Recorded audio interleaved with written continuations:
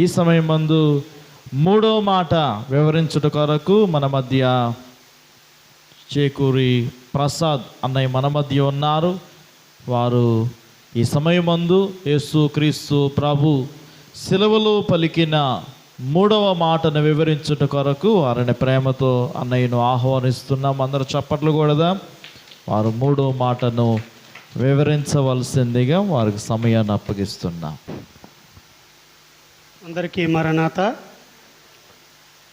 మూడో మాటగా ప్రభు సెలవులో పలికిన మూడో మాటగా నేను బదులివ్వబోతూ ఉన్నాను. సరే, ప్రార్థన. మహోన్నతుడా, మహిమ కలిగిన తండ్రి, శిలువనాథుడా, శిలువలో నీవు మానవ రూపముగా వచ్చి మానవులో చేసిన మరి పాప విమోచన కొరకై మరి శిలువలో అప్పగించబడి తన్నుని మీకు మీరే రిక్తుగా చేసుకొని ఉన్న మరి దినమై ఉన్నది కనుక ఈ దినమును మేము మరి ఏటేటా ఆచరిస్తూ ఈ సమయానుకూలమును బట్టి మరి మిమ్మలను మేము మరి గుర్తు చేసుకొనుటకు, మరి మీరు పడిన శ్రమలలో మేము ఏపాటి వారము కొంతైనా పాలు పంచుకుని వారమై ఉంటాము అని చెప్పి మా మనసులలో మేము అనుకొనుట మాకు ఆశీర్వాదము కనుక మరి వచ్చిన మమ్మలను ఈ సన్నిధికి మీరు దీవించి ఆశీర్వదించుమని, మరి ప్రతి ఒక్కరిని కూడా నీ దీవెనలతో మెండుగా నీ పరిశుద్ధ రక్తము ప్రోక్షించి ఆశీర్వదించుమని అడుగుతూ ఉన్నాము మా ప్రియ పరమ తండ్రి. ఆమేన్. సరే, నాకు ఈ సమయాన్ని ఇచ్చిన మరి ముఖ్యంగా పెద్దమ్మగారు సుశీల యేసరత్నమ్మ గారికి, అలాగే సంగారి కాపరి వర్యులు రాకడ రాజా అయ్య గారికి, అలాగే అమ్మగారు మన్నాత, అలాగే ఇప్పుడు ఈ సమయానుకూలమును బట్టి మరి సేవకులైన జాన్ బాబు, అలాగే నిర్మలారాణి గారికి నా వందన మరణాతులు. యోహాను సువార్త 19వ అధ్యాయము 26 నుండి 27 వరకు చదువు.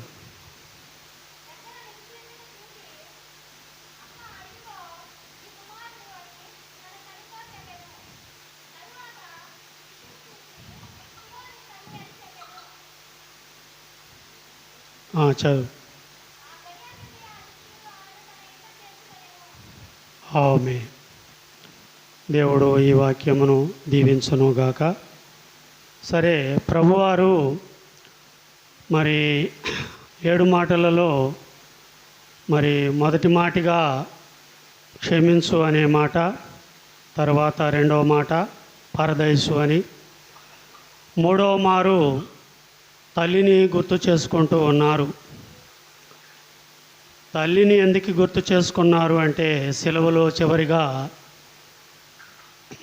తనకు జన్మనిచ్చిన వారు మొదటిగా తల్లి కనుక తల్లిని జ్ఞాపకం చేసుకోవలసి వచ్చి ఉన్నది. మరి తల్లి మనసులో ఉన్న వేదనను తీర్చుటకు ఆ సమయము ఆసన్నమై ఉన్నది. మరి తల్లిని ఆరాధించువారు, తల్లి తండ్రులను ఆరాధించువారు ఈ లోకంలో మరి ప్రపంచ మానవాళిగా చూస్తే ఒక 70% మరి ఫెయిల్ అయిన వారే ఉంటారేమోనని చెప్పుకోవచ్చు. ఎందుకంటే తల్లిదండ్రులను విడిచేవారు వారి ప్రేమను పొందలేక చాలామంది నాస్తికులు అవుతూ ఉన్నారు ఈ లోకములో.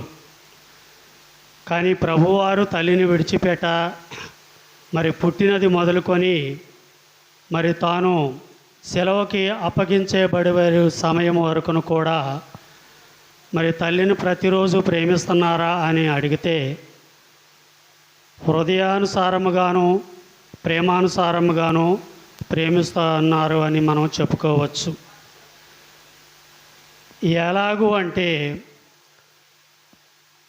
ప్రభువారు వెళ్ళిన ప్రతి చోట తాను చేయుచున్న స్వస్థతలను బట్టి, తాను తిరిగిన ప్రదేశములను బట్టి, ఆయా ప్రాంగణములను బట్టి ప్రతి సమయానుకూలములో అక్కడ ప్రేమే కనబడుతూ ఉన్నది. మరి కొండ మీద ప్రసంగము చేసినప్పుడు మరి ఆ ప్రసంగంలో కూడా ప్రభువారు మరి 3 రోజుల ప్రసంగము, గొప్ప ప్రసంగము జరిగించి ఉన్నారు. మరి ఆ ప్రసంగంలో మరి ఎవరికి కూడా అన్నపానములు తెచ్చుకొనలేదు వారు. కానీ సమయానుకూలమును బట్టి ప్రభు మరి అక్కడ మరి అన్నీయును కూడా ఏర్పాటు చేసి ఉన్నారు. సంఘానికి కావలసిన విందు భోజనమును బట్టి అక్కడ మరి ప్రేమ కనబడుతూ ఉన్నది. అలాగే మరి దయ్యము పట్టిన వారి వద్ద కూడా మరి ఆ దయ్యము విడిపియాలని ఎంతో కోరికతో మరి ఆ దయ్యములను విడగొట్టి ఉన్నారు. మరి రోగస్తులైన వారి జబ్బులను విడగొట్టుటకు, ఆ జబ్బుల కొరకు ప్రభు పడిన వేదన బాధ కూడా చూస్తూ ఉన్నాము.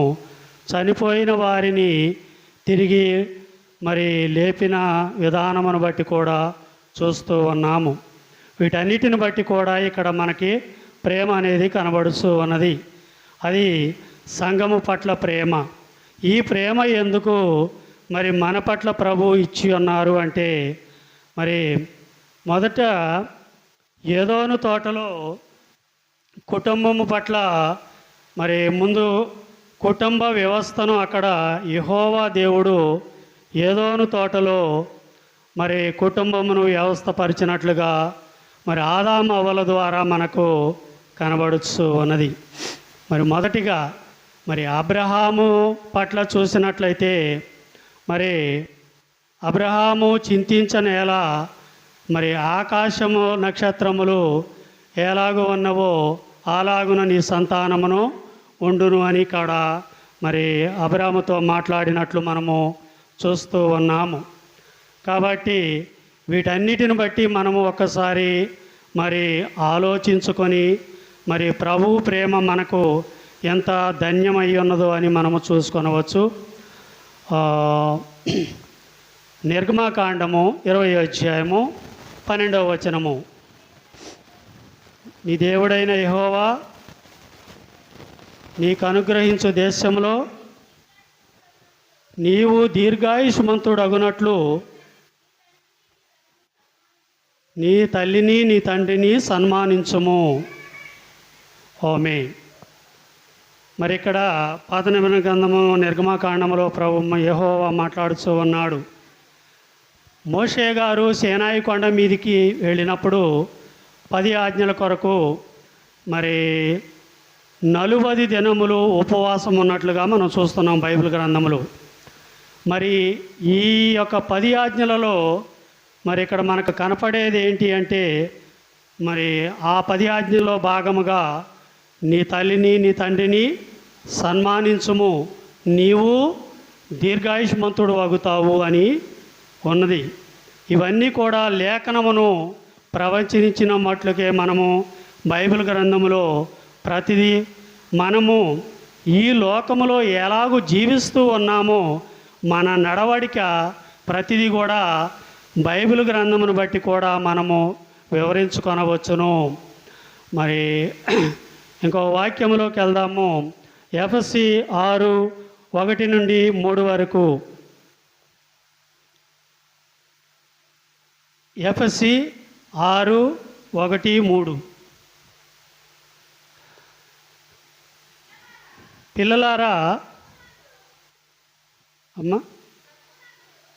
పిల్లలారా ప్రభువునందు మీ తల్లిదండ్రులకు విధేయులయుండుడి, సృష్టి ధర్మమే.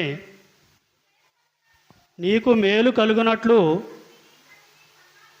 తల్లిని తండ్రిని సన్మానింపము, అప్పుడు నీవు భూమి మీద దీర్ఘాయుష్మంతుడు వగుదువు. ఓకే, ఆమేన్. సరే, పిల్లలకి మనం ఇక్కడ ఎలాగైనా వివరణ కనబడుచు అన్నది, చిన్న పిల్లల నుండి తల్లిదండ్రుల మీద ప్రేమ అనేది కనబడుచు ఉన్నది. ఇవాళ మనం పిల్లల్ని ఒక ఏజ్ రాగానే బడికి పంపించడం మొదలు పెడుతూ ఉన్నాము. ఆ పిల్లల్ని ఒక స్టేజ్కి వచ్చిన తర్వాత వీళ్ళు పై చదువులు చదవాలని మనం విదేశాలకు పంపిస్తూ ఉన్నాము. విదేశాలకు పంపించినప్పుడు ఏం జరుగుతుంది? అక్కడ తల్లిదండ్రుల ప్రేమ కొదువైపోతుంది. అక్కడ దేవుని ప్రేమ కూడా వారు మరిచిన వారై ఉంటూ ఉన్నారు. ఇక్కడ దీన్ని బట్టి చూస్తే కొంతకాలమైన తర్వాత నా తల్లిదండ్రి నన్ను పంపించింది నా బ్రతుకు తెరువు కోసమని చెప్పి వారు ప్రాధేయపడి చదువుకొని జాబు తెచ్చుకొని చివరికి వివాహం చేసుకున్న తర్వాత తల్లిదండ్రిని కూడా మర్చిపోయే ఈ లోకము ఇప్పుడు కనబడుచు ఉన్నది. ఎగ్జాంపుల్గా మొన్న నేను సుజాత నగర్ దగ్గర ఒక అనాథ శరణాలయంకి వెళ్ళాను. అక్కడ తల్లిదండ్రులను చూసుకోలేని వారు కొందరు డబ్బులు ఇచ్చి అక్కడికి తల్లిదండ్రులను పంపిస్తూ ఉన్నారు. కొందరు విడవబడిన వారు ఉన్నారు. మరి డబ్బులు ఇచ్చిన వారినేమో ఏసీ రూమ్లలో పెట్టారు, డబ్బులు లేని వారినేమో వేరే గదులలో పెట్టారు. మరి వారికి కొడుకు ప్రేమ ఉన్నదా, పిల్లల ప్రేమ ఉన్నదా అంటే లేదు. ఎందుకు లేదు? పిల్లలకి మనం చిన్ననాటి నుంచే ప్రేమ అనేది నేర్పడం లేదంటే మనం ఇంటి దగ్గర పెట్టుకొని పాఠాలు చెబితే వాళ్ళకి జాబులు వస్తాయా అని చెప్పి వీరిని చదివించడం మొదలుపెట్టి ఓ స్థాయికి తీసుకొని వెళ్ళిన తర్వాత వారు ఆ ప్రేమను అనేది మర్చిపోతూ ఉన్నారు. కొందరు అయ్యో నన్ను తల్లిదండ్రులు ఎంతగానంగా చదివించారే, మరి వారి మేలును మరిచిపోకూడదు, వారిని సుఖశాంతులతో చూసుకొనటమే మనం ఆశీర్వాదకరమని ఎవరైతే చూసుకుంటారో వారు దీర్ఘాయుష్మంతులు అవుతారు అని ఇక్కడ మనం బైబిల్ గ్రంథము స్ఫటికముగా చెప్పుచూ ఉన్నది. సామెతల గ్రంథము 23, 22 త్వరగా సమయాన్ని ముగించుకుందాము. చదువు.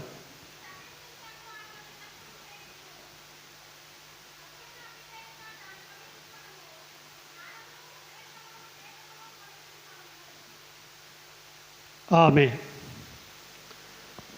తల్లిదండ్రుల యందు దయను మనం కలిగి ఉన్నట్లయితే ఆ దయ ఎంతో గొప్పది అని చెప్పి మనకి సామెతల గ్రంథంలో కనబడుచు ఉన్నది. దయలేని వాడు ఎక్కడా కూడా జయించలేడు, ఏ పనియును కూడా జయించలేడు. మరి తల్లిదండ్రుల ఎడల మనము ఎటువంటి దయ కలిగి ఉంటామో ఈ యొక్క మరి బైబిల్ గ్రంథ పాఠములను బట్టి మనము చూస్తే మరి దీన్ని బట్టే మనము ఎలాగున ఈ లోకములో మసులు కొనవలయును మనం స్ఫటికముగా మరి కనబడుచు ఉన్నది. మత్తయి సువార్త 15:4-5.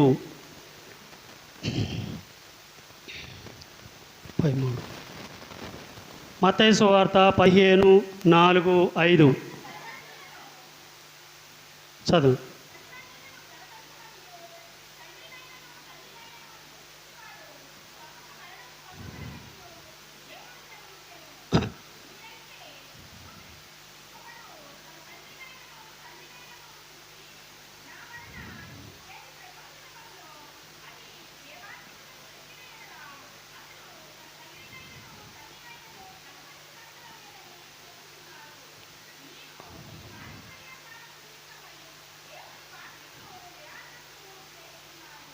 ఆమేన్.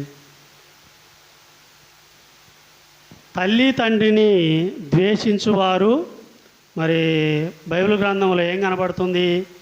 ద్వేషించుడా. ఇప్పుడు ఇందాకనే మనం అనుకున్న అనాథ శరణాలయాలు వదిలేయటం. కొంతమంది అయితే మరి తల్లి తండ్రిని లాస్ట్కి వారు చూసుకొని విధానమును బట్టి కానీ ఒక్కొక్కసారి వీడియోలలో చూస్తుంటాం, యూట్యూబ్లలో కానీ వాటిలో లైవ్లలో కూడా వస్తూ ఉంటవి. భర్త జాబ్కి వెళ్ళగానే కోడలు తగులుకొని అతను బాధటం.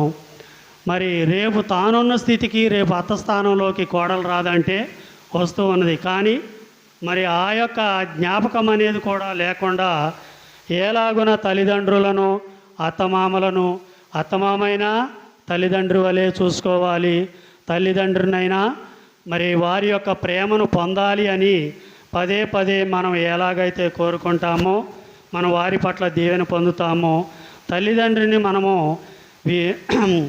ద్వేషించినట్లయితే ఆ ద్వేషములో ప్రభు అంటున్నారు, వారిని ద్వేషించిన వారు మరణము నొందుదురు అని స్పష్టంగా చెప్పి ఉన్నారు ప్రభు. మరి ప్రభువుకే అంత మరి మరి క్రోధము కలిగి ఉన్న మరి మరణము పట్ల తల్లిదండ్రులు చనిపోవలసి ఉన్నది అంటే వారు బ్రతికినా చనిపోయిన వారి కిందగానే కనబడతారు. మరి తల్లిదండ్రిని సన్మానించుటలో ఎంత నిర్లక్ష్యము కలిగి ఉంటారంటే ఇవాళ సమాజము చాలా అనిర్లక్ష్యముగా కలిగి ఉంటూ ఉన్నారు. కానీ మరి వారి యొక్క పాపములకు మరి దేవుడు ఇక్కడ మనకు సరైన జవాబు, ఇవన్నీను కూడా మరి దేవుని పట్ల భయభక్తులు కలిగి ఉండాలి అంటే మనము వాక్యము పట్ల భయము కలిగి ఉండాలి. మరి సీనాయి కొండ మీద నుంచి మోషే గారు 40 దినములు ఉపవాసం ఉండి మరి ఆ యొక్క మరి 10 ఆజ్ఞలు కలిగిన 2 పలకలను తీసుకొని వచ్చిన తరువాత మరి ఇజ్రాయేలు వారు ఏం చేశారు? త్రాగుచు తినుచు మరి విగ్రహములకు మొక్కుచు వ్యభిచరించి ఉన్నారు అని బైబిల్లో ఉంది. మరి నేను వీరి కొరకు ఎంత ప్రాధేయపడి నేను కొండకు వెళ్ళి మరి దేవుని యొద్ద ఉపవాసం ఉండి 10 ఆజ్ఞలను సంపాదించుకొని రాగా వీరు నాస్తికులైపోయారని వారి మీద కోపపడి సణుగుకొని మరి ఆ 2 పలకలను మరి విసిరికొట్టినట్లుగా కనబడుతూ ఉన్నది. మరి తండ్రి యెహోవా తండ్రి అప్పుడు మోషేను మందలించగా, నీవు వారిపైన ఎలాగా కోపమేలా అని చెప్పినప్పుడు మరలా 40 దినముల కొరకు ఉపవాసం ఉండి మరలా 10 ఆజ్ఞల కొరకు మరలా ఉపవాసము కలిగి ఉన్నారని మనము చూస్తూ ఉన్నాము. అలాగే మనము బైబిల్ పట్ల మనం ఎంతో ప్రేమ ఐక్యత కలిగి బైబిల్ చదివేటప్పుడు కానీ దానిని నిదానించి జ్ఞానించేటప్పుడు కానీ మనము అర్థమయ్యేటట్లుగా చూసుకున్నట్లయితే ప్రతిదీ కూడా మనకు సమస్తమును కూడా అర్థమవచ్చు అన్నది. యోహాను సువార్త 17:4.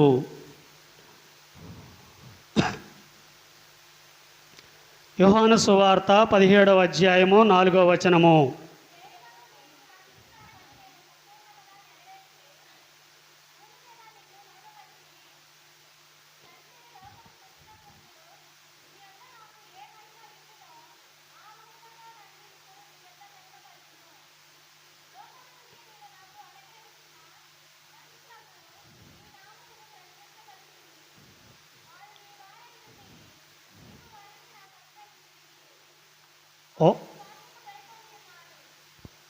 ఆమేన్.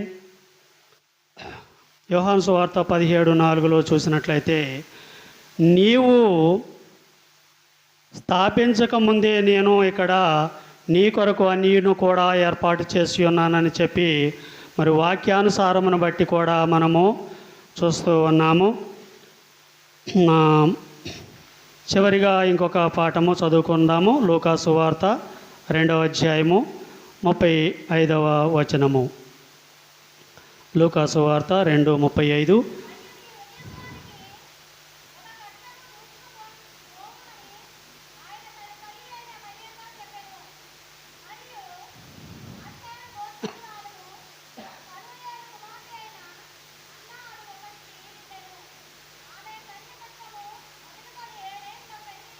చాలం. ఇక్కడ మరియమ్మ గారి మనసులో హృదయంలోకి ఏం దూసుకెళ్ళిందంట? ఖడ్గము దూసుకొని వెళ్ళి ఉన్నది. ఖడ్గము అంటే కత్తి. మరి కత్తి దూసుకొని వెళ్ళింది అని బైబిల్ గ్రంథంలో కనబడుతూ ఉన్నది. మరి ఇక్కడ కత్తి అనగా ఏమిటంటే మరియమ్మ గారి ఆలోచనలో గొప్ప ఒక వేదన ఉన్నది. ఏంటి ఆ వేదన అంటే, నేను యేసు ప్రభువును కనిన దగ్గర నుంచి కూడా ఇంతవరకు నా వైపు నేను ఆయన ప్రేమను పొందలేకపోయానే. మరి ఇప్పుడు ప్రభువారు సిలువలో అప్పగించబడి ఉన్నారు కదా, మరి నా బ్రతుకు ఎట్లా, నేను ఎలా ఈ యొక్క పుత్రుడు లేని మరి ఈ యొక్క శోకమును నేను ఎలాగ ఫుల్ఫిల్ చేసుకోగలను అని చెప్పి మరి మరియమ్మ గారు వేదనతో బాధపడుచు ఉన్నట్లుగా కనబడుచు ఉన్నది. మరి హృదయంలోనికి కత్తి దూసుకొని వెళ్ళిపోయినది అని దానికి చాలా గొప్ప వేదన ఇక్కడ మనకి మరి ప్రవక్త చెప్పి ఉన్నారు. కాబట్టి ఈ యొక్క వేదనను చివరిగా యేసు ప్రభు ఆలోచించి, నా తల్లి మనసులో ఈ యొక్క గొప్ప వేదన కనబడుచు ఉన్నది అని చివరిగా ఆలోచించి మరి అప్పుడు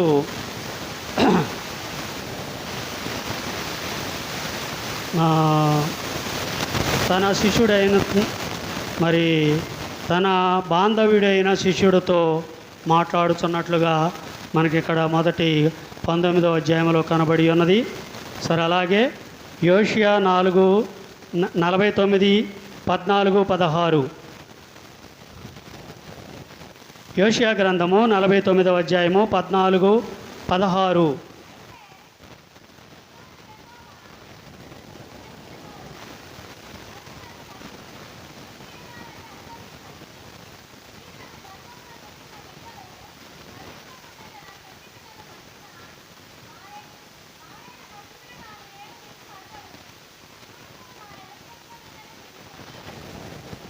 ఆమేన్.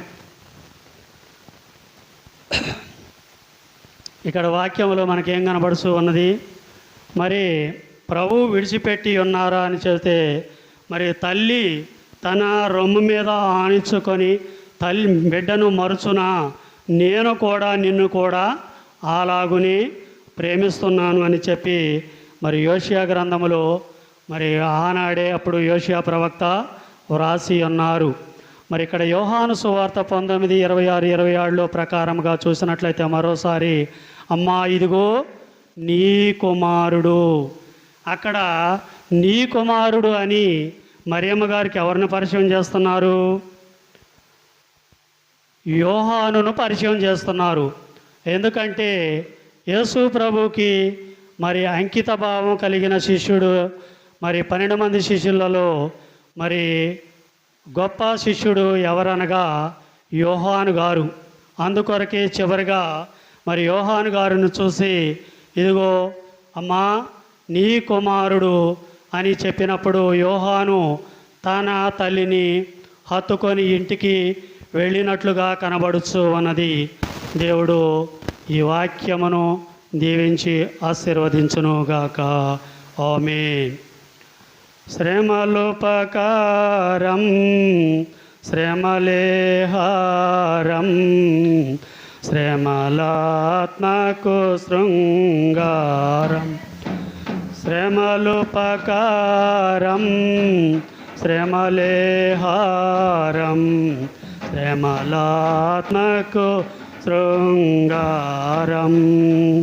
శ్రమల వల్లనే సకల స్వనీతి, శ్రమల వల్లనే సకల స్వనీతి సమసిపోను గానా శ్రమలయందే సంతోషించుము. మానవుడు శ్రమను పొందక దైవా మానవుడెటు కాగలడు. మహోన్నతుడా, మహిమ కలిగిన తండ్రి, మీ మహిమ నామానికి స్తుతులు స్తోత్రములు చెల్లించుకొనుసు. ఇంతవరకు మీరుండి ఈ యొక్క వేదిక పైన మీరు మరి వాక్య అర్థము ఇచ్చి ఉన్నారని నేను ఎరిగి, ప్రభువా వినిన వారికి ఆశీర్వాదము, మీకు మహిమ ఘనత ప్రభావములు కలుగును గాక. ఆమేన్. ఇంతవరకు యేసు ప్రభు సిలువలో పలికిన 3వ మాటను వివరించిన అన్నయ్య గారు చేకూరి ప్రసాద్ గారు, తాతగారికి ఇష్టమైన కుటుంబము, మేము పుట్టక ముందు నుండి ఈ దేవాలయంలోనికి వస్తూ రక్షణ పొంది రక్షణ నీళ్లతో స్నానము చేసి బాప్తిస్మము పొంది రక్షణలోనికి తాతగారి ద్వారా రక్షింపబడినటువంటి కుటుంబము ఆ ప్రియులు చేకూరు ప్రసాద్ అన్నయ్య గారు 3వ మాట వివరించినందుకు మా కుటుంబము తరపున సంఘము తరపున మనందరి తరపున మరణాత తెలియచేద్దాం. మరణాత.